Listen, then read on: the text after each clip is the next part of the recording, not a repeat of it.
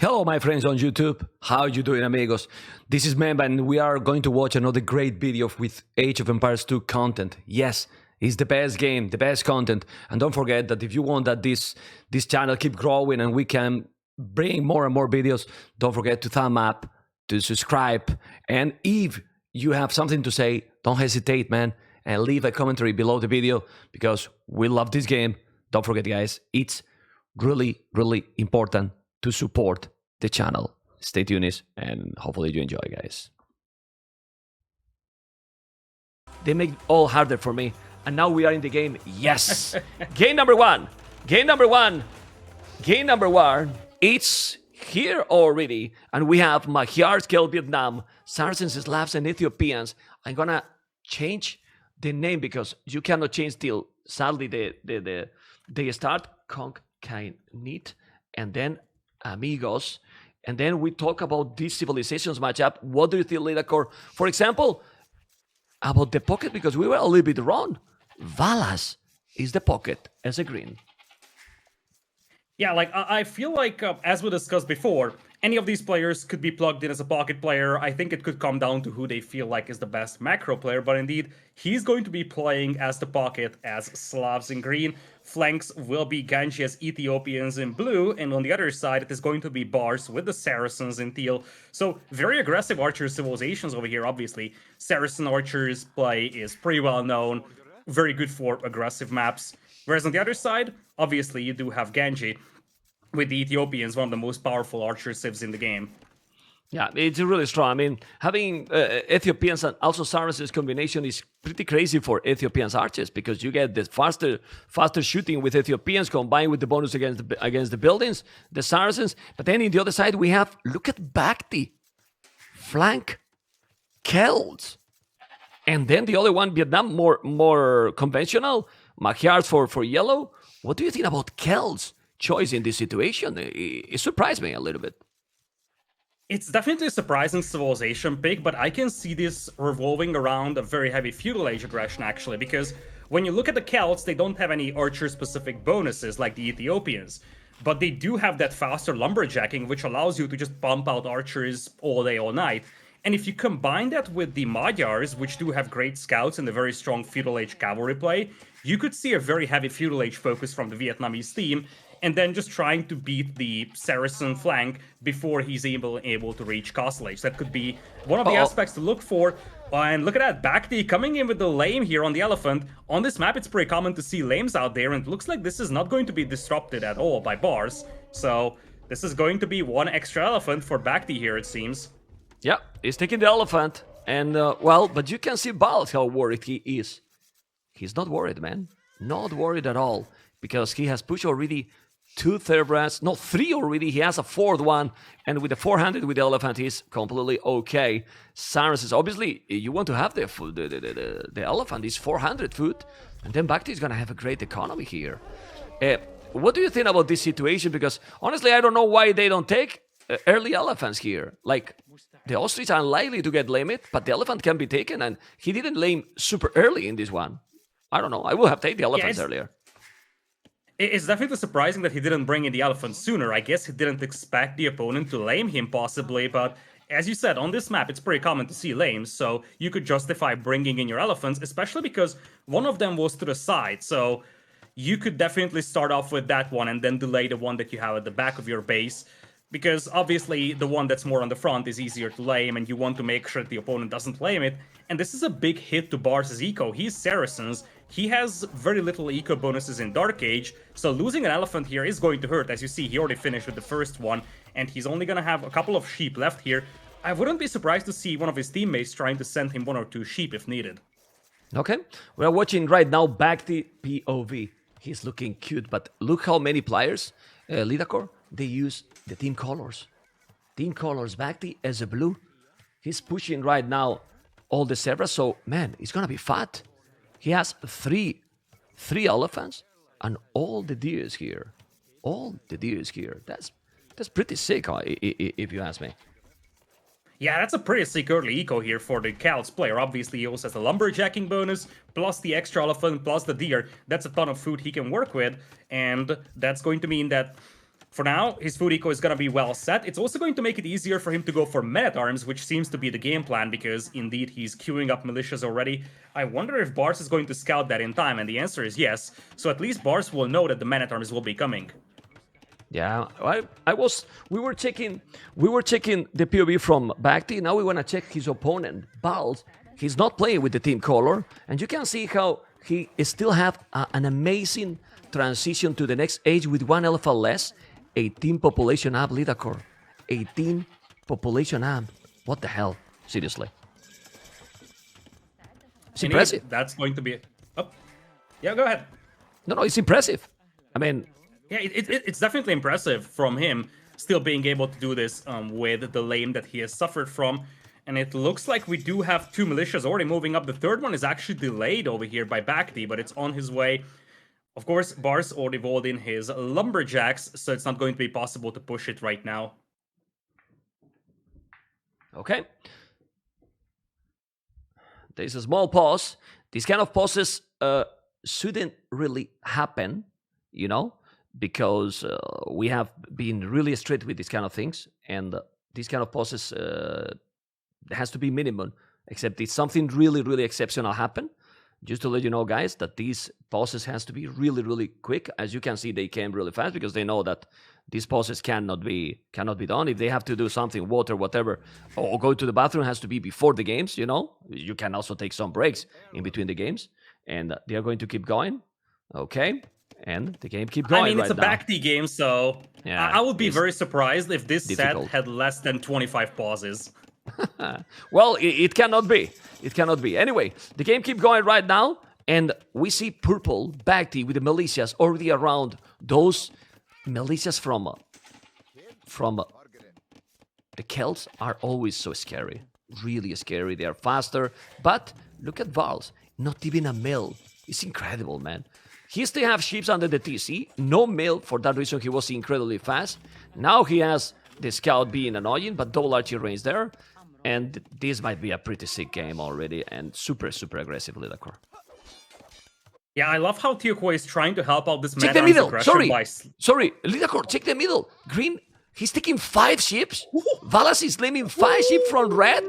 I mean, 5 ships from Say My Name. Sorry that I interrupt you, but 5 ships by Valas? I mean, for real? Like, oh man, what the that hell? must hurt. And they're fighting for it, but you see that scout from red is very low HP, and it's a full HP scout for Valas here, and Tioquo needs to intervene with his own scout here. Looks like a couple of those sheep might still be taken away. I'm wondering how much sheep is left under the town center of Say My Name, though, because even if he gets the sheep back, when are they going to arrive? You see, villagers idle under the town center. This is the damage that Valas is causing with this. He's going to get the sheep back, but that's a lot of idle time forced by this. Yeah, well, the good thing is that he still have food in the bank. Using his point of view, and he's producing. He has 1 tower on the wood as well. And I'm checking now Purple Bhakti. Oh, look how smart Barl's move. Usually, all the players are going exactly where the man-at-arms is going. But no, Barl's went to the right side. You see what I mean? On the wood line? They did a different move here. Instead of going at the back, he went to the right. Now he's doing the tower. He's going to be defended. Obviously, the goal is still exposed from Barls. And so far, not a lot of damage. Now we see how Ganji is getting very close to Say My Name base. Yeah, Bars, though, as you pointed out before, he was late to the berries, and you see his town center is idle for quite a while now, and he doesn't even have food to queue up villagers. Now the man-at-arms pushing his berries here, he's gonna have a ton of idle time on that town center because of this, and this is getting concerning, because Tioquo could also send in his scouts to pressure these berries further. Yeah, he has to be careful. But this map, remember, Lidakor, sometimes is a lot more about controlling the army. And if you have the army numbers, and now Bal's got the army, you can see 8 archers, 5 archers for Purple. It can snowball really easily because this map is completely open. I mean, it is fully open. So 2-3 villages behind in the start can be terrible, but not having military, it just killed your game completely. And I don't know, because we see Valas and Ganji on the left going together to fight against yellow. Oof. And also on the right side, Bars is able to pick off most of the archers. That's a great pickup. Oh my he God. outnumbered Bhakti. That is, I think, 5 archers lost against just 1, and now he's about to pressure the berries. The army of Bhakti is gone here. What army? Yeah, what army? He has no army anymore. Two military only. Look at how he forced to make the archery range so close. He deleted, cancel, and make it a little bit farther. And the Amigos are taking the initiative. The Amigos are taking the initiative right now. Bhakti is rushing a tower. I don't know if he's gonna be in time. He better do it in time, because if not, those archers later are going to dominate. In the meanwhile, in the middle, Yellow has with Magyars so many scouts trying to kill those archers. Yes, and he has so many, so he's gonna be able alone to clean green and red. What's going on? Remember that the Magyars scouts are cheaper in the court, so oh boy. Yeah, that's a scary army of scouts over here, and you have to be careful. You see, Bhakti's pinging the army of bars that's walking across towards the base of Teokoi, and Teokoi is turning in that direction. We could see that Teal army from bars being cleaned up in a second by the army of Teokoi. He has to be careful, because he could easily get intercepted, and right now, it is going to be Yellow who gets double-teamed by the scouts and the archers, but that is a lot of Magyar scouts out there, and of course, they do have the free forging as well, so that's going to help a lot in this battle. Oh, and he's doing his skill guard in armor right now. I think he's losing a villager. That's obviously important. Losing a second. All those scouts are there and ready to dominate with the +1/+1 and few archers there for purple. I think Yellow should be able to clean absolutely everything. And that's an impressive gameplay by the Pocket, by Yellow player. That is probably the most unknown player overall, but he's there dominating completely. And yeah, Vala's reinforcement is there at leader core, but I really believe that Yellow is gonna be fine. He's gonna be fine, especially because he waited for that defense upgrade to come in before taking this fight. He decided to just lose 1 or 2 villagers here to the archers and not take that engagement, so he can wait, get the defense upgrade for his archer or his cavalry, and then take that engagement, and he cleaned up most of the archers. I also love how he's not pursuing those 3 remaining archers. There is no point sending 20 scouts to chase 3 archers. You can just send the 2 skirms here for Bhakti and they will deal with it. And now you can unleash your scouts, which do have +1/+1. And on the other side, Velas only has the +1 attack. He's just now finishing up with the +1 defense. Yeah, well, it's true that Vala's economy is still really solid. He has Wheelbarrow already. This is his labs. He's doing Bloodlines. He's going all in. And I like a lot Ganji approach, even if the score is not the best here. But he still have a lot of farming. Let's see those archers. Remember, Ethiopian archers, if you micro properly. But Vietnam archers, more HP. What you prefer, Leader Core? Vietnam archers, Ethiopian archers. In the meanwhile, they are taking a big battle. But I'm not sure who is winning this one. It looks like he's pretty close, but Red is pushing a little bit more and more, and Ganji using the market. Ooh, he's gonna go up. Yeah, Ganji wants to go up, but this is dangerous. His gold mine is very much exposed over here, and you see he's moving away with the archers. Hello, gold miners. That could be a couple of villagers dead, or at least idle, and that's a problem. He might need to take this engagement before Castle Age. A lot of the archers, though, from Say My Name here, heavily damaged. This is a fight that Genji can take, I feel. Yeah, I agree with you. I think he will take it. The problem is that seems he see that himself that he's up to Castle. He don't want to lose the army. Valas is there in time. Oh, what a timing. But Teal is also there as well. Barls. Yellow is coming with so many scouts. The battle is gonna happen. Now, Backtail well there. This is a rainbow. Everyone is in this small frame. Mr. Lidakor and all players are taking a fight. Who's gonna take this one? Let's go, Mr. Lidakor.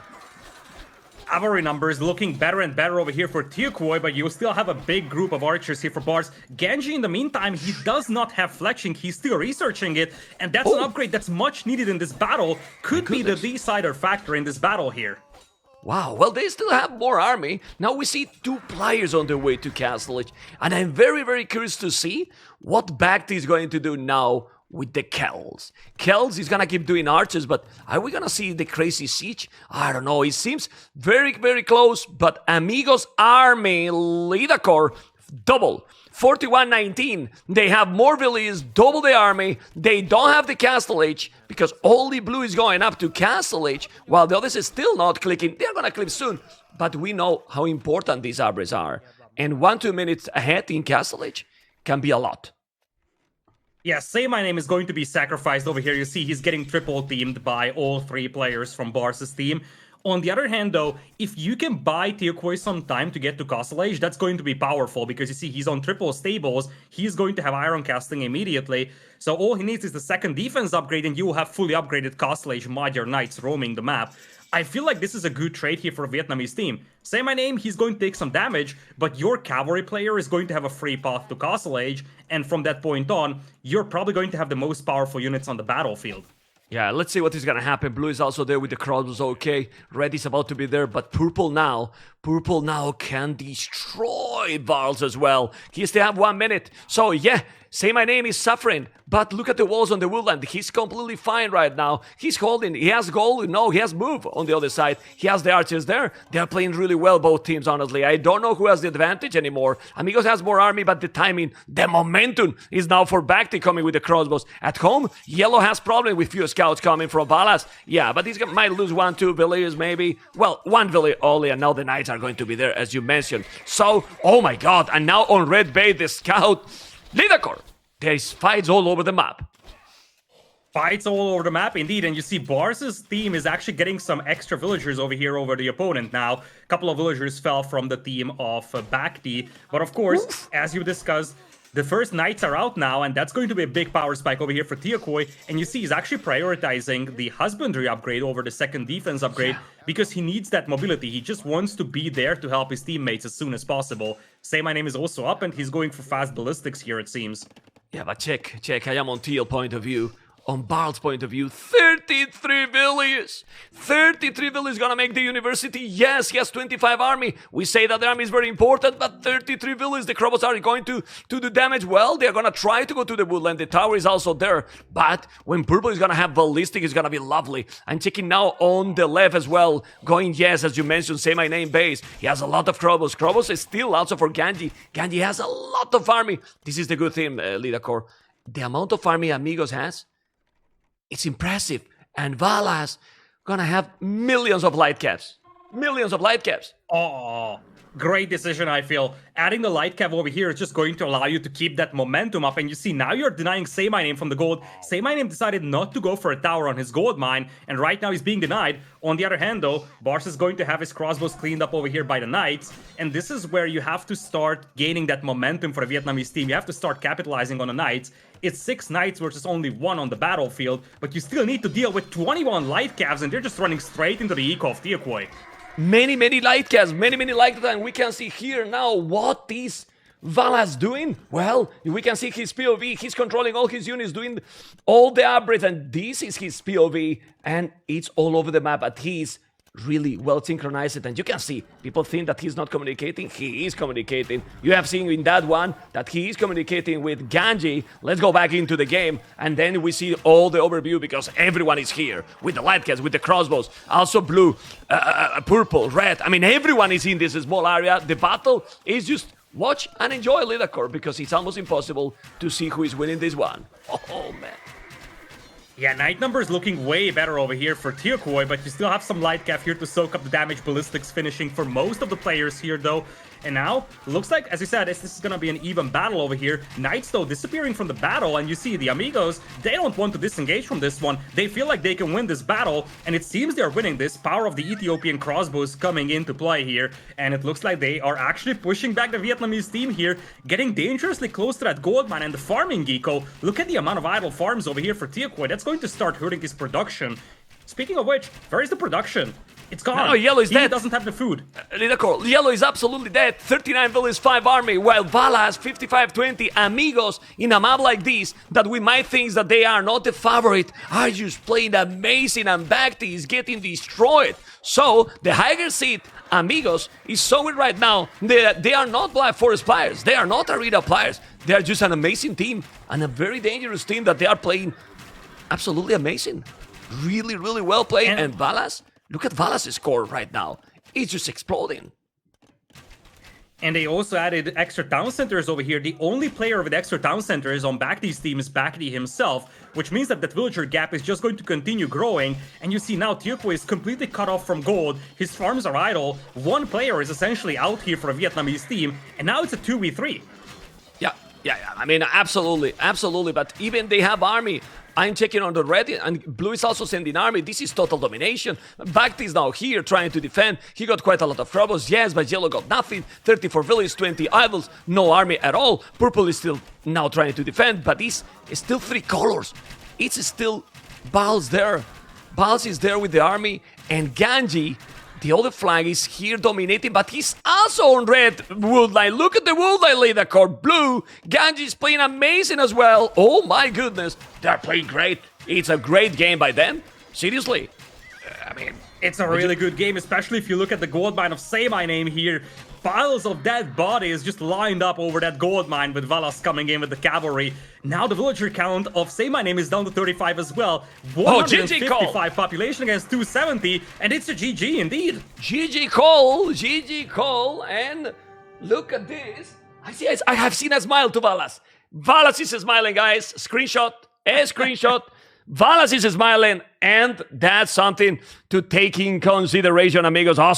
Awesome play by Amigos. I don't know what you think, guys, but it was a really beautiful game by them. Lidacor, seriously. They played really well coordinated. The coordination was insane, seriously. Indeed, it was great coordination. And remember that this game started really well for Bacti's team. They managed to lame one of the elephants out there, but after that, I feel like their strategy choice was just a little more suitable for this map, because this probably came down to the castle age timings of the two teams. Bacti's team decided to go for a castle age that's sooner compared to the enemies. All three players from Bacti's team were aging up, whereas for the Amigos, it was only one player that was going up, that was Ganji. But this allowed Valas to just build up his scout numbers, maintain pressure, delay his castle age a tiny bit, but when he arrived to castle age, he had like 20 light cav or 20 scouts that he could upgrade to light cavs, and they were just pressuring non-stop, and the Vietnamese team simply couldn't catch a breath. Yeah. I mean, it's a perfect resume. You can see yellow, 12 army at the maximum. While Valas, he was 25 minutes in castle. Yellow faster than him, but that transition didn't let him pretty much ever push the Amigos. And thanks to the military numbers, they dominated. And we're gonna jump now, guys, in the game number 2. Oh boy. Well, Mr. Lidacor, it was a nice game. I mean, that map is a map that we're gonna expect this kind of gameplay. It's gonna be non-stop aggression. It's almost impossible to wall, and the coordination, the communication there is the key factor number 1. That's it. Yeah, that's really important. Even more important in an open map like this. Like, if we go back in time, you can't afford to lose small groups of archers like that, for example. You move out with your archers without telling your teammates, boom, you lost 5 archers and you're behind in army numbers. So in an open map like this, it's even more important to communicate, because you can't afford to get caught off guard. If your opponent communicates a little better, they will be able to take some good engagements, like intercepting some straggler archers, and from that point on, they are playing from an advantageous position, military numbers-wise. So you really gotta be careful in how you coordinate your armies, and it's extremely difficult. Like, we're watching these games, and obviously we're just talking about communication, but this is really difficult. Like, it's high-pressure environment, and you constantly have to talk. Okay, I'm moving out with my archers. I'm moving out with my cavalry. Where are you? Where am I? Because you lose track of your teammates for just a split second, and you could lose your entire army. Yeah, I mean, amazing analysis by Lidacor. And now I want also that you check, Lidacor and people in the stream. We have made some small change in the overlay. Now the crowns for the wins civilizations are bigger. We have removed the borders on green for the civilization that they were used. We were listening to the feedback. Now you can see clearly what civilization has been used. So those are civilizations left. And now we're gonna go with the map pool, with the whole maps. Lidacor, the whole maps, even if they have Savannah and African Spring, they can pick any map, you know? Any map, you know? So yeah, I mean, we're gonna be trying to update and check everything every day, because you know that when you are checking, and you know that too, right, Lidacor? When you are checking overlays, you are checking the production and everything. Till you go live and see it live, you make the change during the tournament. And like this, it looks much better. Yes, I will see what map is gonna be the next one. But if you were them, according to what happened in this one, in the previous one, what do you think now the Vietnamese players should pick? Because now they might think, oh, we thought that in Coliseum we might be favorite, but they lost that one. This is a difficult one, because the thing is that this was a very open map. So this is just my way of approaching sets. Obviously, some pro players will think differently, but if I lose an open map in game number 1, I'm not trying to go for an open map in game number 2 because I'm going to say, hey, I just lost an open map, let's try something different, see how that works out. At one point, I might still need to pick my open map, home map as well, but I try to avoid doing it twice in a row. This is just my perspective on things. Savannah is relatively open, so I would say African Springs could make a little more sense for them because that's a little more special. If they have a good game plan for that map, I can see that being a little bit more suitable for them in game number 2 as compared to Savannah. Okay, let's see what is going to be. Well, yeah, his score was not updated because some of the score I have to do everything. Lead a core. I mean, I need help, man. I cannot update everything. I mean, this is pretty sick. Hopefully, guys, you are enjoying with how the stream is going, and also with the POVs, because doing the POVs, this is why also having a co-cast, and it's appreciated that you are here, leader core. While you are taking over a little, then I switch to the POVs and I focus in production a little bit more, so it's a pleasure that you are here. Let's see if they are going to use the same players, the Amigos. The Amigos are going to use the same players, it seems, because we see the 6 players already there, and yeah, they are not switching. I was just trying to show you the players to see, because Modric could play, you know, Kamigawa could play, but to be honest, after the first game, when you see that they played the first game that well, why to change? Let's keep going.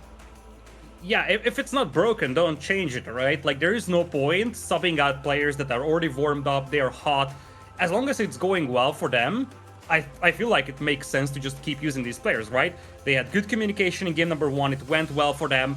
Why change something and then potentially risk losing a game over here? Because, you know, you bring in someone that, you know, was watching game number 1, may not be as well warmed up as the others, and that might actually influence things here. Because one of the things that we need to consider here for the teams is that, okay, let's say everybody warms up before the set, but if you're Modri right now, you're watching your teammates, you're not actively playing, so, you know, you get a little colder, so when you jump back in that game, suddenly it feels like you weren't as well warmed up as, let's say, as you were prior to game number 1. So these are considerations to make, and right now this combination of Bars, Wallace, and Genji is working really well, so why change it, right? Yeah. Obviously, others may jump in on other maps, but right now it works really well, so don't change it. Yeah, and the next map is going to be this one that you're gonna see right now in the next video, African Sprint. Mr. Lidecore, take a look at the stream. It's gonna be a beautiful map. We're going to enjoy a lot. Let's go, guys. Enjoy.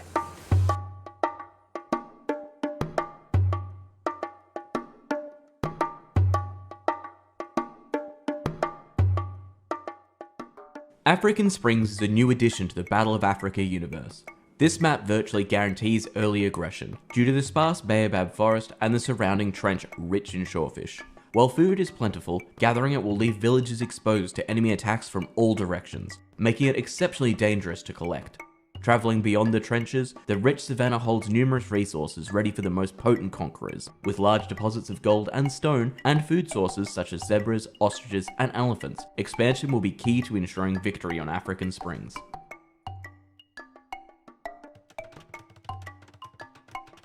And African Sprint is just starting, and we're switching right now. We switch the cameras. Look at this production. Ladies and gentlemen, game number 2, Amigos versus ConCainiT, and this is the map. And we have Gurjaras. They don't ban the Gurjara civilization, and look at Valas going right away with Gurjaras in this map. Oh my goodness. Amigos with Gurjaras. Why you don't ban that civilization, Mr. Lideco? I don't know if you watched it yesterday, but this civilization in this map is absolutely broken.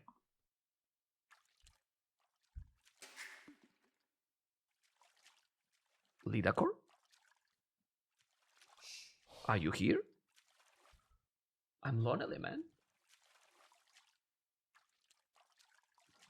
Oh? I'm lonely? Oh? Let me just ask if he's here. Oh, I've been talking to you for like a minute now, so looks like it was me. Yeah, accidentally because having myself muted. But yeah, I was just saying yeah, that. No, I have to say this. I have to troll you now. These AoE forecasters are, oh my goodness, they are so pleb. Now you can keep going. I'm sorry, man. I have to say that, you know? I have to say that. Let's go. What do you think about having that civilization there? Let's go. I mean, if I wanted to promote the new DLC for AoE 2, I would just show this game to the audience. 3 out of the 4 DLC civilizations are now in there, so not just the Gurjaras, but the Dravidians and the Hindustanis. And you see why the Gurjaras are so powerful over here. You have so much shorefish that you don't need to touch your sheep. If you don't need to touch your sheep, you can just garrison them inside your mill, and you do have a very nice extra food trickle. So this, as you pointed out, is one of the strongest civilizations on this map, and to a certain extent, it's a surprise that this was not banned. I mean, it's stronger than Aztecs, than Mayans, that all those bands that we have been seeing always in tournaments, in 1v1s, that you always ban the Meso Sieves or whatever. Honestly, Gurjaras has to be banned.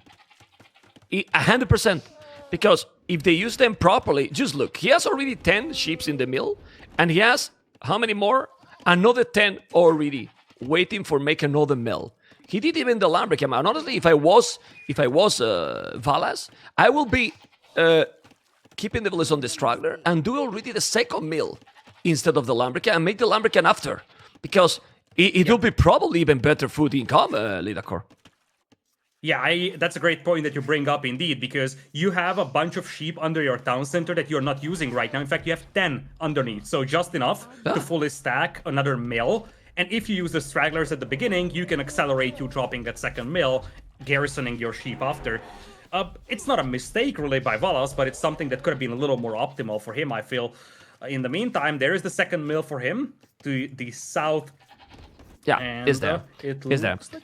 Yeah, well, let's focus then in the meanwhile in the other civs, because the other civ is, for example, Japanese, with cheaper mills, makes sense, a good flank civilization, very strong men at arms potentially for Ganji, and then Bals has Malians, that also has a very strong opening, with cheaper buildings in terms of wood, also those potential men at arms as well, they can have extra pierced armor, and then they are facing Dravidians, that we have seen that is strong, because they get 200 extra wood, they are also gathering more fish, with the village, so it's a very good civilization. Hindustanis is great, yeah, but against Gurjaras in this map, I don't know if there is some civilization that I can counter. And then Vikings. That Vikings, no matter if they even lost the Thumbrian, Lidakor, they still being a great, huge economy civilization.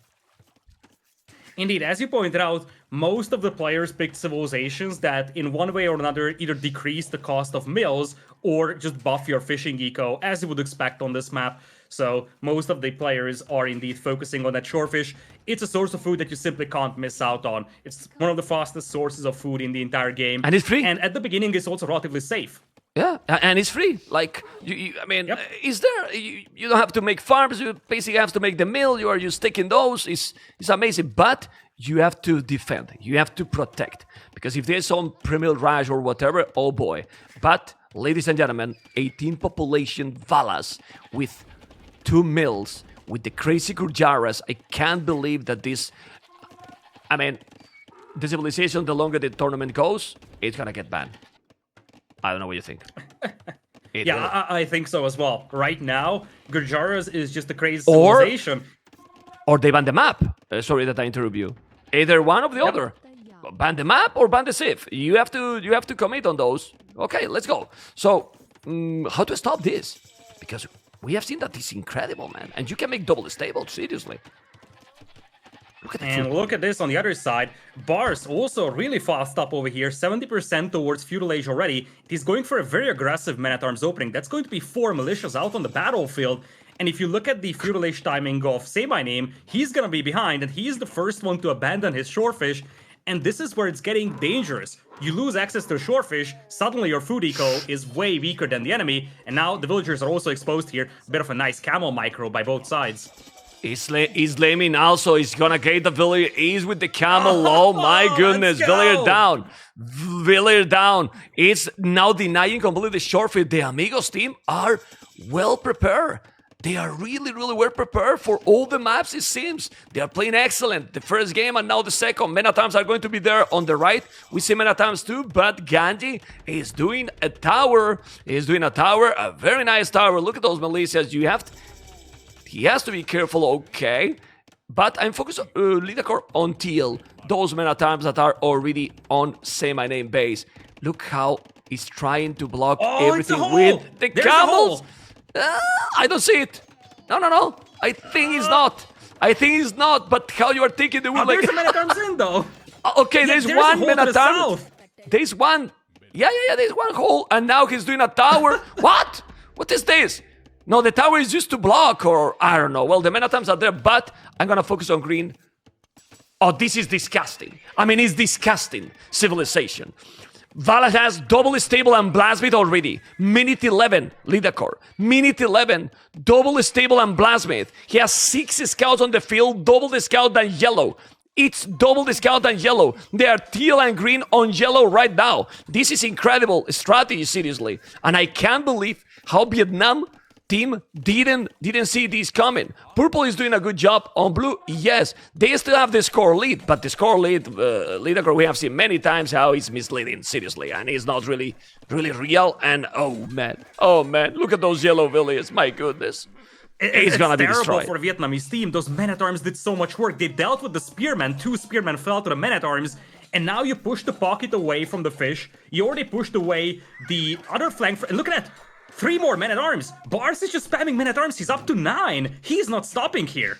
8 men-at-arms right now. He lost 1. He's spamming because, oh my goodness, he has the extra pierce armor, so he filled that with only men-at-arms. He's still doing. He's still doing with the Malians. We saw also in some qualification match. So right now, green and teal are just spamming. This is their bots.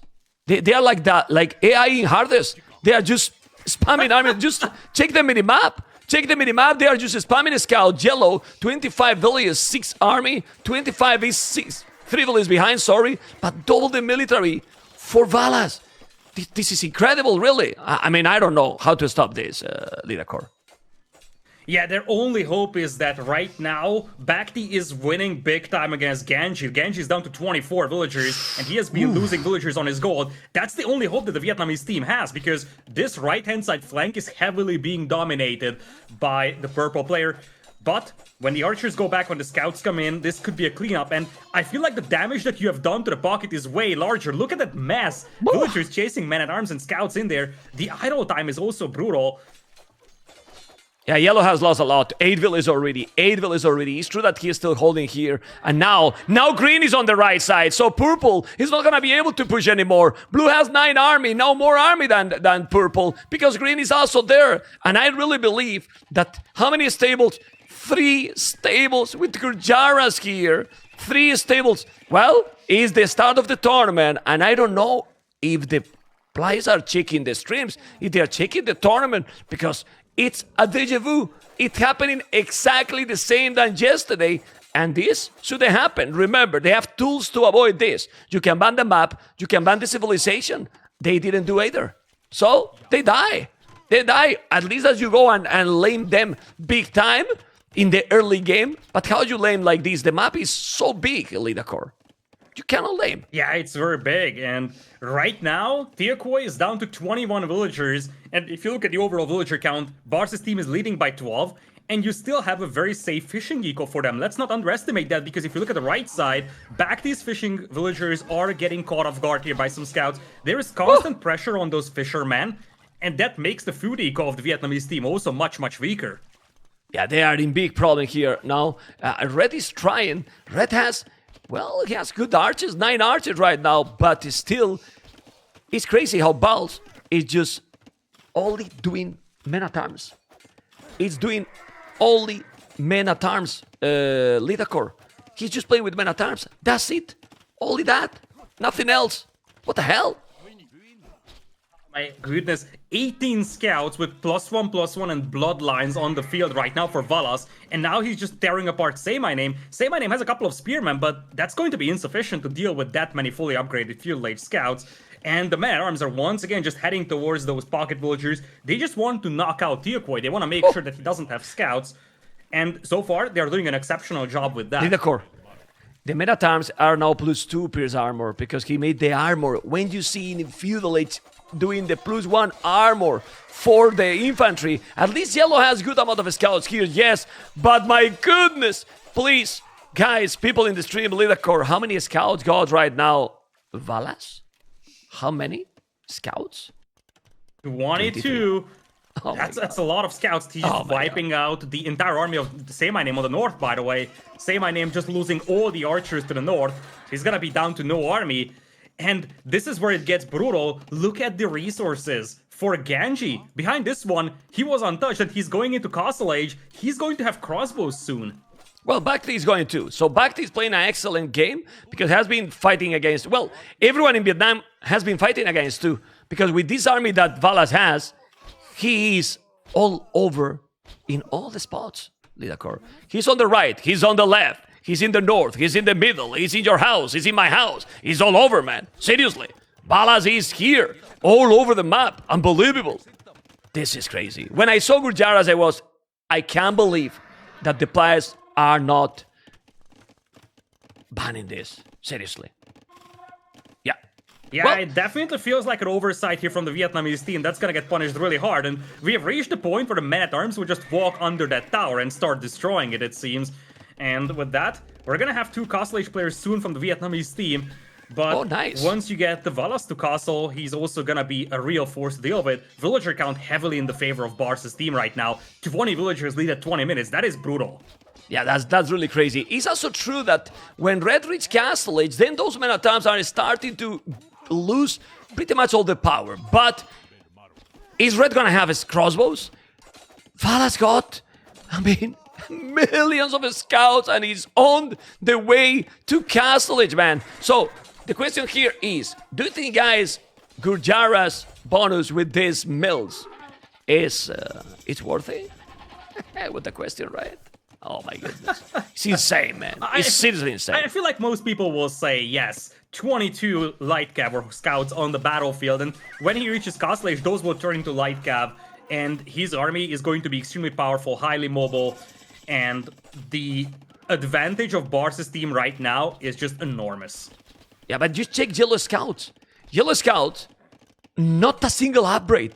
No bloodlines, no forging, no nothing, no skill bar and armor. While Green is going up with 23 Scout fully upgraded and is up to Castle Age. It's true that yes, Purple is doing, in my opinion, Bhakti is doing an amazing job. And now he's trying to go because he knows that Valas need to be slowed down somehow. And those Crobos are gonna do now some damage. That's nice. It's the first time that they are going to attack. But is this a note? I mean, if you check the army, look at the army numbers. It's not a big difference for all what happened. 51, 61 is 10 only.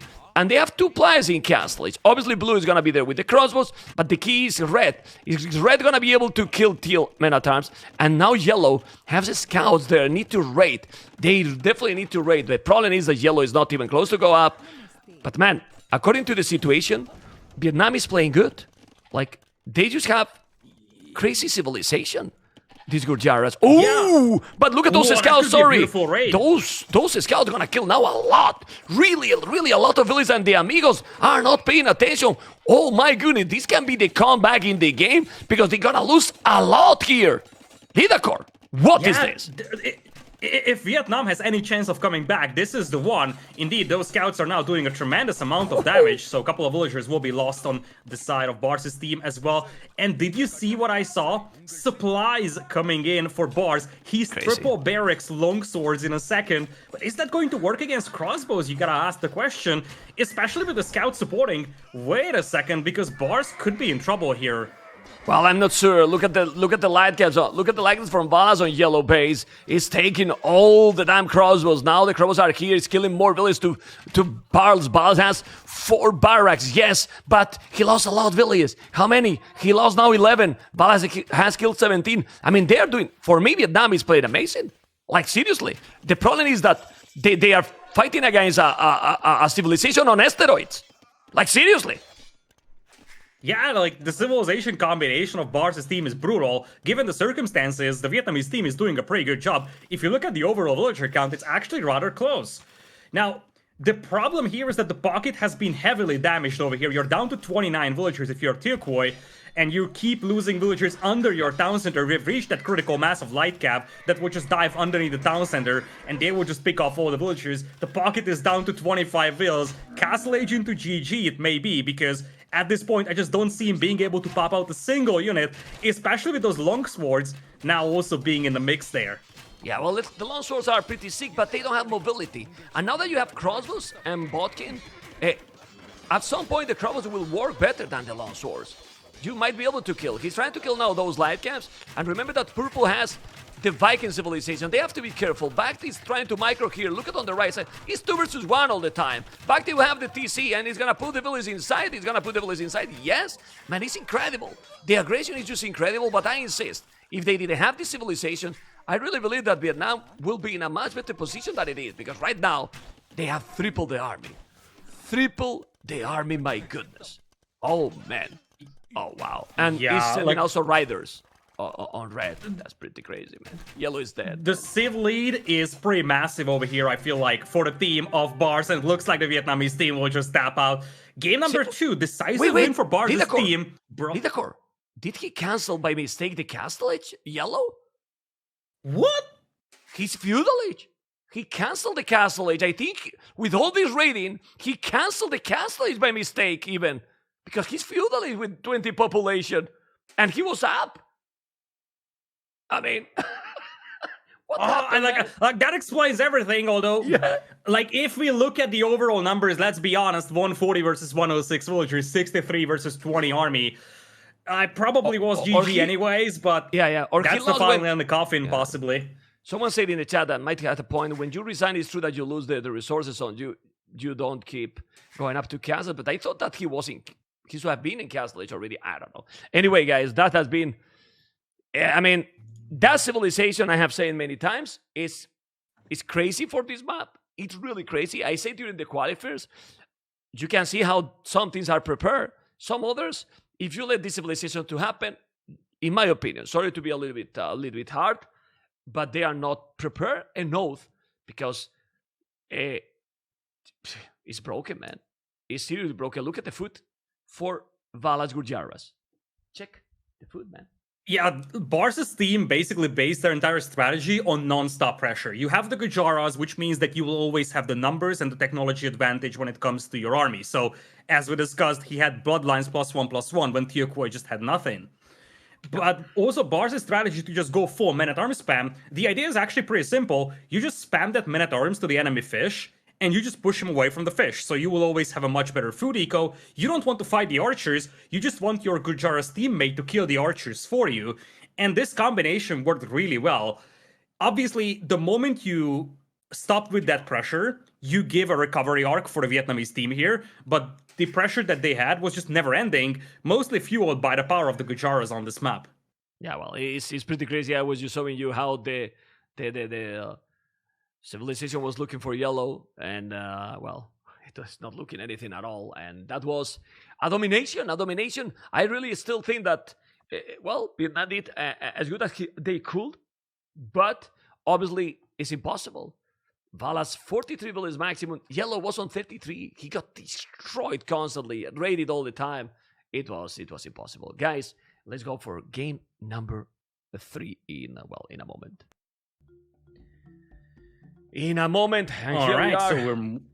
Tell me, Mr. Lidakor, what do you think about that Gurjara civilization, man? And I mean, but brutal.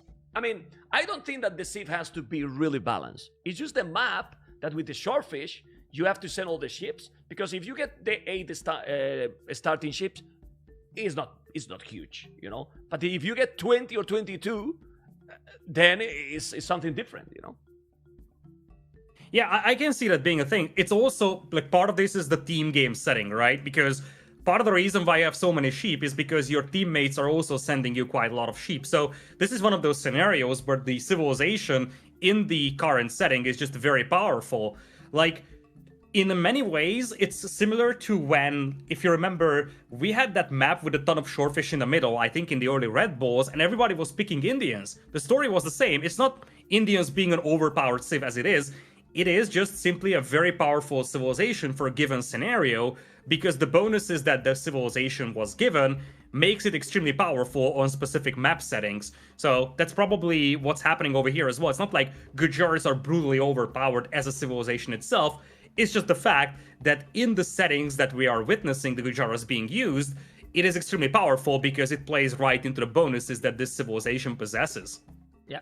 We're watching, guys, while Lidakor is just analyzing this crazy civilization, what is going to be the next series, you know, after this one is WP dark side. Tomorrow, we continue with a crazy one. And tomorrow, the first series of the day is kind of crazy because I don't know who is the favorite there, Insanity or AI. What do you think, Leader? Yeah, my Because Insanity. I don't know, man. That's a I'm crazy. also matchup. picking up 2 new players. That's actually pretty big news out there. Anotov and Margugu, their hard work paid off. My Insanity picked them up to the roster, so now they're official members. They used to sign up to tournaments as the Buggets, I believe, but now they are back as My Insanity because now the full roster is signed by that esports org, which is pretty cool. I'm very happy to see esports organizations being committed to the Age of Empires franchise. Okay, this is the players, guys, and we're gonna see a map that we didn't see yet in the tournament. The map that we have not seen yet in the tournament leaderboard is Savannah. It's a beautiful name, but what is behind that map is that it's just basically Arabia. So we are going to see a 3v3 Arabia, and in a 3v3 Arabia, if we check now the civilization left, I'm going to go back to the Sieves. What do you think can be here the combination? I'm checking Amigos, and they have still Poles, Chinese, Mayans. I will vote for Chinese and Mayans probably here with a Hans Pocket, maybe? Oh, that would be classic. I mean, Hans Pocket for an Arabia-style map is nothing unprecedented, and I can see that being a thing, especially because if you look at, let's say, the Amigos, they do have the Teutons as well. That's a little slower of a cavalry civilization, much more suitable for something like Grand Bara. And then you can think about something like the Poles, potentially for the Dry Socotra, or maybe even something like the Mongols, for example. That could be an interesting one to look at. But yeah, Hans seems like the most reasonable pocket for Savannah here, combined with something like maybe Mayans, Portuguese. It also depends on how many civilizations they want to save for later games. If they feel confident, they can say, okay, we're just going to bring out the best combination of civilizations we have, because it's match point, right? So we're just going to move in, bring our best civilizations, win this game, and boom, we have the set. Or you could also play it a little safer, just pick some slightly weaker civilizations and reserve some of the more stronger civilizations in case you have to go for game number 4 or 5. Yeah, well, let's see what is going to be, and in that one, who is favorite? Because now, I mean, I'm really impressed with the gameplay. You know, I'm really impressed with the gameplay from Amigos, and well, honestly, I'm gonna be honest now that nobody listened, Lidakor. I want the Vietnam team to win in this game. You know, I mean, I don't want to. I mean, that's a dream of every tournament organizer, right? I mean, Yeah. Tournament organizers always want to have the maximum amount of games as long as possible. You know, increase that stream time, increase the probability of people subbing with Twitch Prime, for example, which you should 100% do if you're enjoying the show to Mem. So make sure that you support Mem, because I'm sure that it's going to help make sure that he can maintain the amount of work that he's putting into the AoE scene, which is brutal, by the way. It's like, what, 1,010 days of streaming? It's unbelievable. It's more than I can count to. You can keep going, you know. You can keep going. You know, it's all good. I mean, you are doing a good job. You can keep going. I'm gonna also, you know, you can keep going. I like what you were doing. You know, you can keep doing your thing. You know, don't worry. I'm setting you up really great. You know, I'm a professional. You know. Don't worry. You are playing. All right. So you see, you can keep going. I mean, there we go. There's Raiden. Huh? There's Raiden coming in with the 5 gifted subs as well. We're actually getting close. Look at that. Mem's goal is set at 2.4k, and we're missing about 150 for that. I feel like this is a really good time to sub because, you know, in between games, Mem can always have the chance to thank you. When we are in games, we are focusing on the game, but in between games is a great time to sub, because the streamers have the chance to just take a look at the chat and thank you for all the support. You know what I'm telling you, Lidakor? I'm gonna be casting a little bit of AoE4 from now on, because you became very strong with the sellout. You know, the AoE4, it gave you some extra skills, which I like it. But now, let's go, Mr. Lidakor. Thank you so much for your words, because the next game is just starting. Sorry that I could do like this, but we have to focus in the game right now. Guys, hopefully you enjoyed with the show. I switched the cameras there, and ladies and gentlemen, game number 3, and we have now those civilizations on the field. And the Sieves, as expected, Franks as pocket, Hans as pocket, and this is Savannah, and it's a Arabia 3v3, which is beautiful. And it's a Arabia, Mr. Lidakor, that is not extremely open. Like, you can see how all the players has some decent amount of wood. I mean, it's open, but it's not like a crazy map. with that you cannot really wall. So this can be a classic 3v3 crazy game, hopefully. Yeah, it reminds me a little bit to the old Arabia versions where you had a lot more wood. Like, obviously, Arabia went through a bunch of iterations, and it also depends on which tournament you're looking at. You're looking at Hidden Cup Arabias, KOTD Arabias, Matchmaking Arabia. This map, compared to like the standard Arabia, is much more vulnerable, and it also makes it a little more defendable, although it also depends on who you're looking at. So some players do have very well defendable bases, like Bars, for example. Whereas on the other side, for example, if you look at Gange's base, it's not so spectacular. So Voling, it's definitely going to be a factor, but it depends on who you are in this game, I feel, because some players are going to have much more exposed bases than the others. And it looks like it's Frank's Tatars Malay versus Maya's Chinese Huns. Bars' team is bringing in the big guns. How do you feel about this one? Feels like the three strongest civilizations that they still have. I mean, for this map, they definitely, and it was not a surprise. We were doing the prediction, guys, before it started, and we were talking about Hans, Chinese, and Mayans. Please tell me, before we go with the sips, I was checking the feedback. I have decreased a little bit my microphone. I know that I scream a lot, but hopefully now the level is a little bit lower. And even if I scream, you still listen me and Lidakor more or less a similar level. I know that that's difficult. I get excited, but I have decreased a little bit. Please, let me know if you notice a small difference, a small difference. Okay, we see now the civilizations. Mayans and Chinese, spectacular Frank civilizations, some of the best. But I prefer Franks over Hans. I don't know what you think. I prefer the Huns over the Franks. And now that you have adjusted my mic voice, I can just go for the ASMR voice. Can you feel the ASMR? I prefer Scarlet, but it's still okay. It's this is the best I can give you. I'm sorry. You can hire Scarlet for the next you asked me. podcast. Well, you asked me, and I'm telling you what I prefer. It's so good. It's so good. It's so good. But I also prefer Franks because even if Hans has a great economy, 20% up, if they can go for a longer one, you don't stop Frank's Paladins, in my opinion. And the sim I prefer. But look at Red. There we go. Yeah, Lamina Villier there with the Eagle. Man, they are on fire, man. The Amigos team is on fire. Like, they want to win 3-0 right away, Mr. Lidakor. Yeah, they feel that there is blood in the water here. So they know that, hey, we're already leading. We have 2-0. It's match point, right? So we can just build up a little bit more tension here.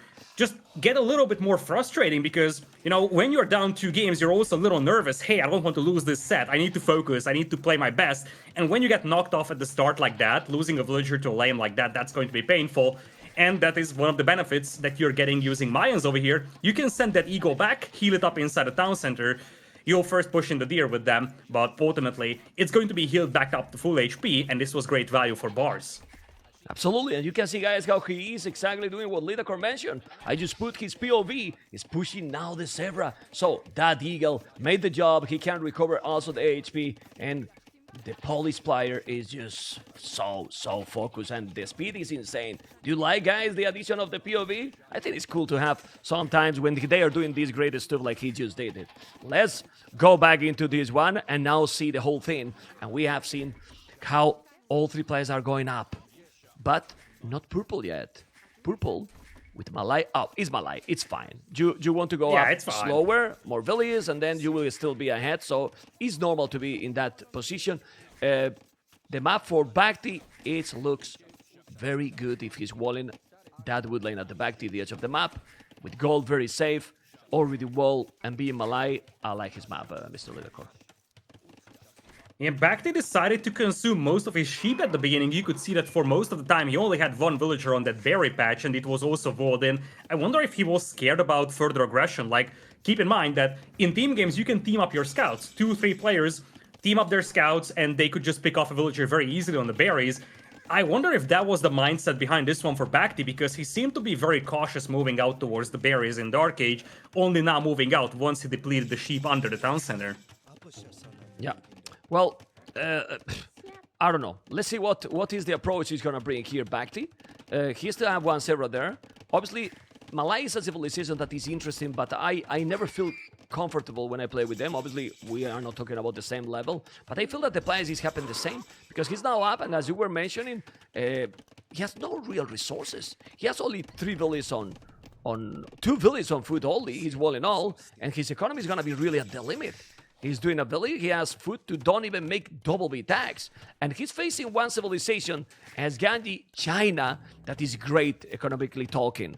Amazing, I will say. But Valas is already being annoying on red. Man, I'm just checking all over, and well, what he's doing, Bhakti, is normal. He's gonna try to wall all the map, and then Bhakti, with the experience he have and good micro, this is definitely a really good choice. And well, let's see. All the players can be walling, and maybe we might get a longer game here. And honestly, I wouldn't mind that one, because the previous 2 games quite fast for my test. Yeah, indeed, this is by far the least aggressive map of the 3 that we have seen. So, compared to Coliseum, very open map in the middle, and then African Springs also super aggressive, this is definitely a little more passive, so we could indeed see the players being a little more defensive, working their way towards Castle Age rather than just going in for full feudal aggression. And indeed, as you see, as feudal age hits, most of the players will start walling themselves up. Basically all of the players are actually just walling themselves. No team walls on the horizon for either team here, it seems.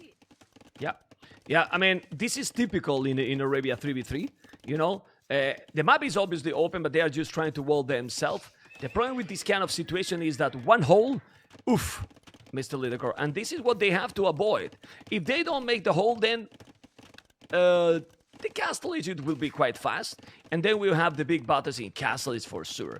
Everyone is going double archery range, as you can see. Red, oh well, no, purple is with 1 only. Okay, so he's probably trying to make a really fast castle approach by Bhakti here. Well, what do you think here, Mr. Lidacor? I think it's just his food eco being an absolute mess at the beginning. You see, he already had to drop 8 farms over here, and he is still very far away from depleting his berries. You pointed out that his eco is going to be pushed to the limits here, and I think we're just seeing the consequences of that, having to add so many farms, and that's obviously going to prevent him from adding the blacksmith or the range. And you see, he even had to send out villagers towards the zebra out there. That's gonna be painful. Yeah, well, we're seeing here, he's looking great. He's looking great, Mr. Bhakti. And you can see, guys, the alert there at the bottom. When I joined their POV, it's something is there, but it's muted, so it's not getting any alert. You saw even there. Anyway, focus now. The battle is starting. We are in the north right now on red base. I will go with colors otherwise, because we will have to move very fast. And now red is getting double. Yellow is gonna be there later. He has to be careful. Yellow has a lot of scouts, yes, but the timing is not ideal. The timing is not ideal. It's still not and now Say My Name is like going to lose a lot. Going to lose a lot. The scouts are there, yes, but not in time, and now the scouts are lonely. Red lost absolutely everything. We were talking about the long game, but it's not happening. The Amigos are dominating again, and I don't know if those scouts are going to be an oath anymore, because my goodness, this is pretty sick. Well, he's committing. He has so many scouts, to be honest. So maybe Yellow is going to be able to dominate here. Yeah, Tioco, it looks like he is going to have sufficient amount of scouts to deal with this one over here. Cleans up most of the archers, but Say My Name did take a beating, and let's not forget, he lost a villager in Dark Age, so compared to the other players, he's actually down quite a few villagers. 30 villagers as compared to everyone else with 34, so that's not impressive, and that could be a source of concern. As you pointed out, this game could go a little longer than the other 2, and when you fall behind a little bit like that, that could be concerning, especially if you look at the south, because the archers are about to break into the base of Bhakti here, and I don't see Bhakti's archers anywhere. He's in the TC. He's in the TC, he's doing the tower, and he's on the way to Castle. He's being greedy, Bhakti, he's being greedy. He has to be careful. He wanted to go up to Castle so fast, but that's not going to work. I don't know. It's a big risk. Yellow is trying to go there, but he's not going. The tower is gonna be up or not. Ganji is trying to out-micro him, and he's doing a great job. He has more army. China is insane. He's gonna make the tower. He needs that tower. He's still killing villages, but you don't want to lose now the army, because even if you lose some villages, Bhakti is gonna still fight. He has Malai, he's gonna be in Castle Age in a moment, and now Blue will lose most of his army forward, and Purple will be in Castle Age very, very quick, while Blue is not yet there. So you never know what is gonna happen. Yellow has now the resources, and he's on the way to Castle Age. Frank's economy is just fantastic. We see Valas is missing the buildings, and we have 2 Vietnam players on the way to Castle. Now there's a lot of fires, but this is the problem. Red got nothing in the north now. Literally nothing. While Val's 15 army. What is going on? Mayans are Mayans, man. So many archers. Say my name. Huge experience, but he has 0 stone. I mean, I hate Lidacor when the players are just selling the resources for going up as quick as possible, and then it's so risky move, really, and it's not working most of the times, you know. Well, Yeah, it's risky. Oh, and look at that. Say My Name is going to lose a couple more villagers over here to the archers. He decided not to evacuate that wood line, and he's going to get punished for that. And you see, the only response that he has to those archers is skirms, but you don't really want to go for skirms as the flank in a team game. So Bars has to be very happy with this one. He's going to trade off those archers to villagers, and that is going to be a reasonable amount of villagers picked off over here. The only player that is not in Castle Age or not even going up right now is going to be Say My Name. A lot of delay caused over here, but on the other side, Genji is going to have his archers intercepted, and that could be concerning, losing all the army out there with the crossbows approaching his base. Yeah, he's gonna snowball a lot in this one. So I really believe that in this area, Bhakti is gonna be really fine. He's gonna be ahead. Now he forced Genji to make a tower too. He's going forward. He's with more army, yes, but he's not upgraded. The scouts need to come. Yellow is going to be there, and Yellow, it's already in Castle Age. Frank's economy is fantastic. The scout's still there. He's gonna make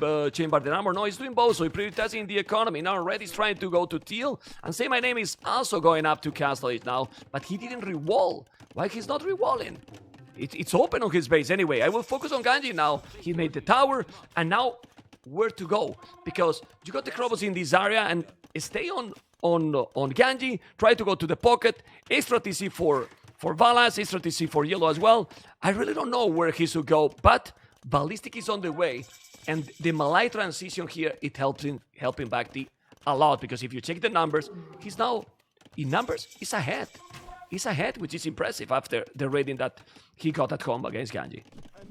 Yeah, part of the reason why he could just afford to lose 1 or 2 villagers is because he knows that he's got that melee power. Faster age up means that you can make more villagers in a specific time frame, so you can afford to lose 1 or 2 villagers for the sake of squeezing out a slightly faster castle age.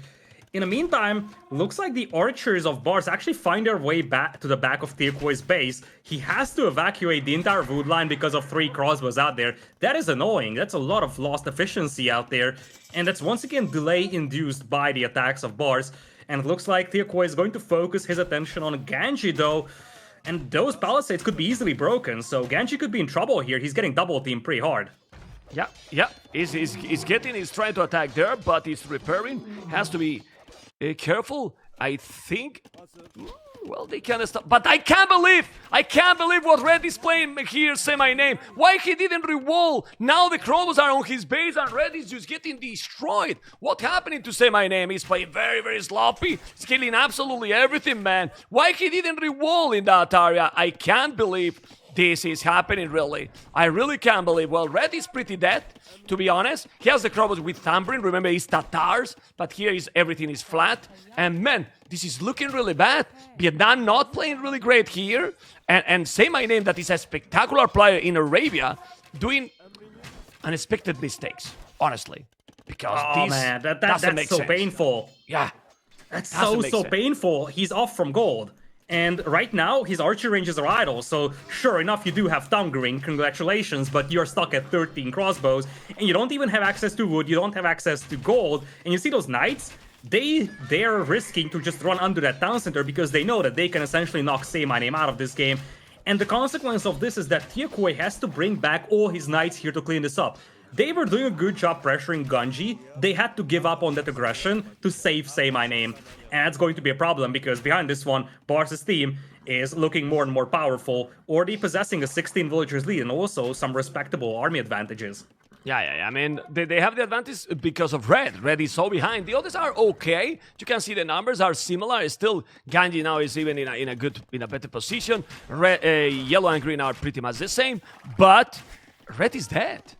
And he's dead because he really didn't play like the others. Just the others are fully wall at home, and if they are not because they are getting the initiative, I don't understand why he never wall it. Anyway, Yellow is now here with so many knights. So many knights, and maybe with those knights, you're gonna be able to clean Those are +2 knights. Yeah, the only chance, really the only chance that they have is that they need to clean up these crossbows and then do comparable damage. Yeah. They will clean. They're gonna clean everything now. They are cleaning all. This is very nice play here because Yellow has a lot of army. Obviously, Balz is trying to kill as much archers as possible from Red, as you can see, and he's taking really good kills, man. Being 2 versus 1, the trade it wasn't super terrible for Balz. Look at the score from Balz in comparison. And the problem now is that, well, Bhakti is ahead in Villiers, but Waze Archers from Bhakti is trying to go to the pocket. I like that, but how you are going to defend now at home? Because Bhakti, you need probably some extra TC. Bhakti is trying to go to Imperial, man.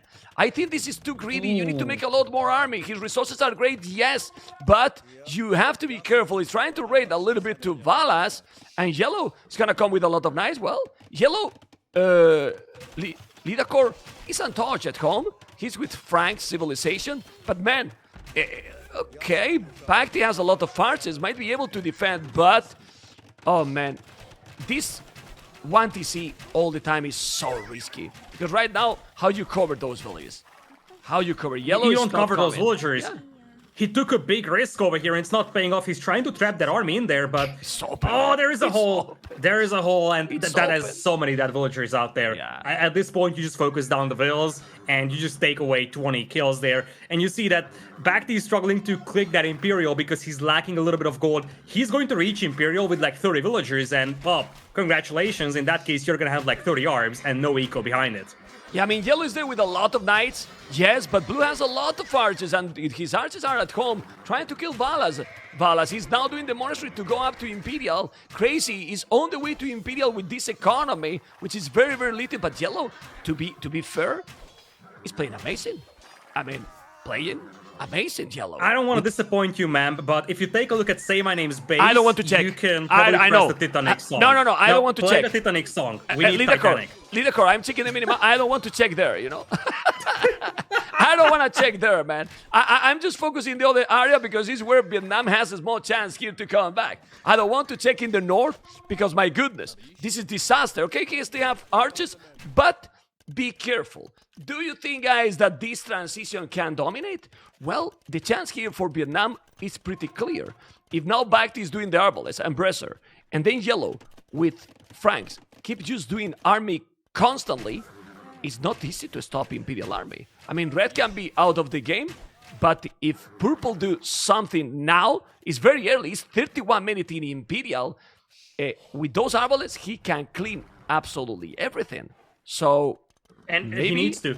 Yeah, well, he has to. I feel at this point, at this point, Say My Name has to be given up on. Look at that. Bars is going to drop a siege workshop right next to Say My Name's DC. Say My Name might go defeated, but Vietnam knows that saving Say My Name isn't going to save them in this game. What could help is if you can destroy Genji as much as Say My Name is destroyed. And then that's your only hope here, really. And then 2v2. Yeah, 2v2 basically. And then 2v2. And they are going there. They're going to have the Arbalest in a moment. Bhakti is going to have the Arbalest. He's going to make the +3 as well. In a second, he's doing okay. He's going to kill a lot. Well, with the +3 probably. I think this is a small mistake here by Valas and Balz, because Red is already out of the game. You don't really need to come here. I will go for Yellow. And Yellow right now has a brutal population. 102 village 33. And if they go now with the Arbalest and with all knights, they are going to clean Blue. And they are going to destroy Blue. And they are going to have together a very good army. So this game maybe is not over. Look at those Arbalests. He has a lot of crowbows, yes, but the Arbalests are there. The Knights are there as well. And I don't know if Yellow want to be there because there's so many crowbows. Genji played amazing with those houses. Really, really good. In the north, we still see also some Knights as well. But the amount of archers from Balz is just disgusting. 47 archers and Balz is on the way to Imperial. So they kill now something, or is 3-0? Yeah, like it's now or never for the Vietnamese team. Bars is on the way to Imperial with 3 TCs. And while there is some crossbows heading towards him, losing 15 villagers here isn't really going to impact him because, as we said, he has 3 town centers out there. He's going to get that town center up, so it's not that big of a deal. And once he gets to Imperial, he's going to have a brutal number of arbs, way more than what Bhakti has. And now the target is Tiakoy. He doesn't have an army back at home to defend against this one. You get the feel that right now, if you are Valas, you can just run into the eco here of Yellow and just kill as many villagers as you can. Well, yellow has, yellow has a lot of farming. He has 42. He has the same population that Valas. But the problem is that red is bye-bye. Now, I am checking yellow base. And he has the knights, he has the crows, he has the mangrel. This is so many knights. Against crows and knights, he's coming with the mangrel as well. I mean, it's against 2, so he's trying to do the job. Purple is trying to go and killing now Valas at home. But he's going to be a no. There is a mango. No! Okay, that's a good mango shot. But remember that now those mangoes are not killing as before. You cannot delete and they don't do the damage, which is great. Yellow is still, in my opinion, playing amazing. He's just doing as much as he can. He's 2 versus 1 here, killing so many knights. And the thing is, he's going to be able with those knights now to clean Bal's archers, because if he's doing, they are now attacking. They are now attacking Valas. Are they gonna be able to do the score in the team score? It is still surprisingly close, according to what situation it is, you know. But let's see, because they are trying to kill now Valas. Are gonna be able to do the job or not? This is Arbalest. You don't want to kill now. And remember one thing: Frank's yellow player is on the way to Imperial. If we get here, the Cavaliers and Arbalest, and they only have Arbalest, well, it can be a problem. They are now into Valas, but you need to go and attack. You have to do it. Still, 40 archers, more archers. He has 50 villages only. Pakti, but why they are not attacking? They need to raid. This is looking better and better for a Vietnamese team, actually, because one of the more underappreciated factors over here is that we have only 9 archers or 9 crossbows right now for Bars. He lost all his crossbows before the imp upgrades. So suddenly, yeah, sure thing, Say My Name is dead eco-wise, but right now Say My Name has the same amount of crossbows on the battlefield as Bars, so the contribution to the fighting is the same. They have more army. Vietnam has now more army, which is incredible. Now he's gonna lose a lot of villages. Yes, he's gonna lose villages. He's gonna lose the TC. Well, it's now we have to be careful. Yellow, don't leave the Arbalest alone. Yellow, stop taking the TC. Aye. Yellow, my goodness. Why he's still attacking the Tone Center? I can't believe what I'm watching. I don't have the Titanic button, but leave that card. That's painful, because the orbs just came in here for Ganji. And now all the orbs for Bhakti are gone. It's painful. It's really painful. This being said, Bhakti is still pressuring the base of Ganji over here. Wow. And Ganji could be running out of gold soon. Check that could be a concern. Check Bal's base. Bal has the score, but he's fake. He's getting destroyed. Bal's population, 48 villages yellow. He's killing absolutely everything. All the villages Bal's got nothing right now. Bal's got really nothing right now. What is this game? And now, Ganji's losing at TC. Losing so many villages. He has more army, but Yellow gonna have the Cavaliers. I really believe if Yellow was with Purple together, Vietnam was coming back in this game. Seriously. Yeah, I feel the same here. Right now, it looks like Bhakti's gonna get pushed back, but if you can get that nice Cavalier power spike for Yellow, this could be still salvaged here. Obviously, Vietnam is not going to tap out of this one easily, because this is the last game for them. If they resign over here, they're up against 46 ARBs over here, but those Cavaliers with the +4 defense, they could change this battle, and you can see that Tyoko is waiting for an opportunity to jump on those Arbalests over here on the left side, while also taking some fights close to the base of Bars. Say My Name still needs to find a way to recover, though. They can't continue to play this one 2 versus 3. No. Because this is the biggest problem. Yeah. Say My Name is rebooming quite fast. He has right now 34 villages. You see how Bhakti is doing the horse collar. 34 villages in minute 41. It's very, very okay, as you can see. 1 TC. Come on, man. Make more Tone Centers. Try to recover. Don't let me go sarcastic, seriously. And now those Cavaliers from Yellow need to do something. Where to go? That's the thing. Because, oh man, they have a great opportunity. A great opportunity if Yellow and Purple was playing together. Frank's, I was telling you, is pretty sick. It's insane.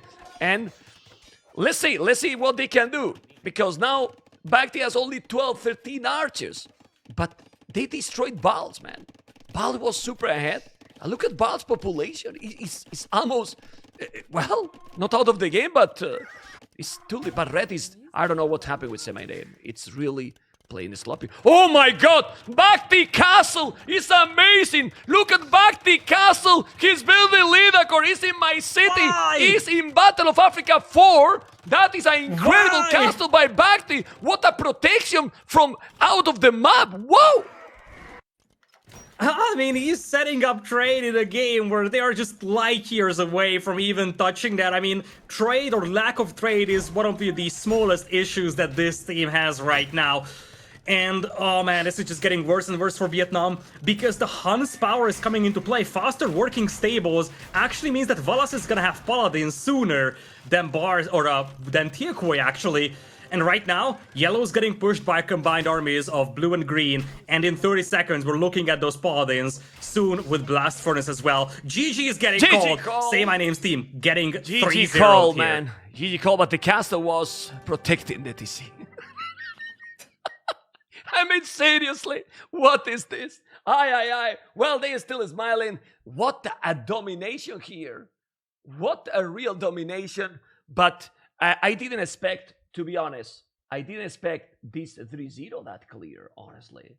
I don't know what you think, Mr. Yeah, me neither. Lidakor. I really feel like part of this is that most of the maps that we played had a very similar style, this early aggression style, like the fishing map, the African Springs, I think it's called. Yep. And of course, Coliseum, this one. This all features a lot of early game aggression, and we could see in game number 1 that worked a lot better for Bars' team. You see, the lineup of players is the same, actually. So they didn't even substitute any of their players in or out, because that chemistry in these open maps worked so well. And this is what could happen if your home maps are both very open. You lose that first open map, then you try to play your home maps, and the playstyle that you have to do on those maps is comparable to the game that you just lost. And ultimately, if they had a different type of map, let's say Grand Bar or Donut, let's say, obviously some of these maps were banned, but if they had a slightly different style map as one of their home maps, maybe that could have been a different game because you need a different playstyle. But on these open maps, Bars' team worked a lot better today. Their coordination was better, their timings were a lot better, probably their civilization combinations also felt a little stronger, and ultimately this results in a 3-0 win for them. Big win here, because if I'm not mistaken, one of the tiebreaker criteria in these groups could be the score that you have also had in your set. So not only is this a win for them, it's also a 3-0 win, which is something that makes it even more valuable. Amazing. 3-0, guys. 3-0, and this is just a beautiful one. And, well, hopefully you have enjoyed, amigos. And I'm going to jump into the interview in just a moment. So, Lidakor, you can take a small break. I'm gonna talk with the players. I'm gonna interview them because Riley sadly couldn't really do the job because he's in Australia and it's pretty crazy. So, Lidakor, I will join now for the interview with the players. Okay. Okay. Well, guys, I'm going to join the players in the interview. Let me use a moment that I'm going to be there. If I find the channel, it's gonna be I'm gonna be in a moment with them. Oh boy, let me join in. And here we are with the amigos. Well, congratulations, Mr. Ganji. Balz, Valas, I see that everyone is here. Congratulations to Amigos team. Thank you. Thank you. Oh my God. I mean, Ganji, did you? Whoever want to answer, did you expect this? Let's say domination. I expected 3-0, yes, but Really? not. I kind of expected it, but they're super strong. I think Brawls and Valas are beasts, man. Don't be humble. Come on, Ganji. Okay, I mean, I like to see this performance by you guys because a lot of people was telling that, let's say, the Black Forest team. Well, if this is a Black Forest team, then we want more Black Forest team in the tournaments. Oh, we might be Black Forest specialists, but we're like all 2K4, 2K5 anyway on other maps, so that's kind of silly. Do you think, guys, that we are gonna see Gurjaras so many times from now on in the tournament? Valas, what do you think? Should be banned every time, I would say. Yeah, like it's in that map specifically, it's broken. When I saw Valas with a Sith, I was like, How you counter that? You don't? No? Yeah, you don't. Yeah, that's Okay. it. Okay. Yeah, it's definitely super strong. I mean, there are counterplays to it, but yeah, it's very, very good on its own. You don't want to tell. There is nobody watching, Bals. You don't want to tell us how you to counter how to counter No, bigger Javas? obviously not. But Okay, yeah, okay. it's definitely the best pocket on that map. But yeah, you can play against that. Yeah, I mean, and Hindustanis is a nice one. And then in Arabia, like I was expecting, I don't know, like a better performance by Vietnam. It's not that they play bad, but well, you destroyed them today. I think, to be fair, in the Arabia, our flank civs were way superior than theirs. Frank is a bit better than Hans, but Maya and Chinese are just insanely good there. Honest. Yeah, yeah, okay.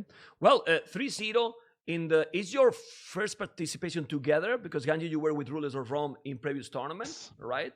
So, Yeah. what is the expectation for your team, guys? Any pressure? Any like you think like, okay, we have this goal for the tournament? I think we won semifinal. Okay. Yeah, like not leaving the group would be a massive failure for us, I think. But yeah, like we're aiming for at least a semifinal this time. And Balas, what team would you like to play in the winner matches? Who would you like to play, or who would you like to avoid? If you have any preference. I don't really care. You dominate. Okay. Okay. Well, that's the attitude in my opinion. Like, let's go and see who is there and be confident as well. Well, congratulations. You know, you kind of kill a little bit the stream because I wanted a longer series, but it's okay. It's all good. You know. Obviously, I'm joking, and hopefully you enjoy it playing together. We want to see also Modri and Kamigawa that I see that they are there. So Modri, Kamigawa, if you want to say whatever, it's also your time. Our team did well today. As long as Yeah, they keep winning, yeah, there's no pressure for us to play. Okay. Solid 5 out of 10. we Exactly. guided them from the backstage. Yeah, So we I can taught them say- well. Yeah, they did quite okay today. Okay. Guys, congratulations. Thank you so much for participating, and hopefully you. you have a really great tournament. Thank Take you. care, guys. Thanks. Thank you. Bye bye. Bye bye. Adios.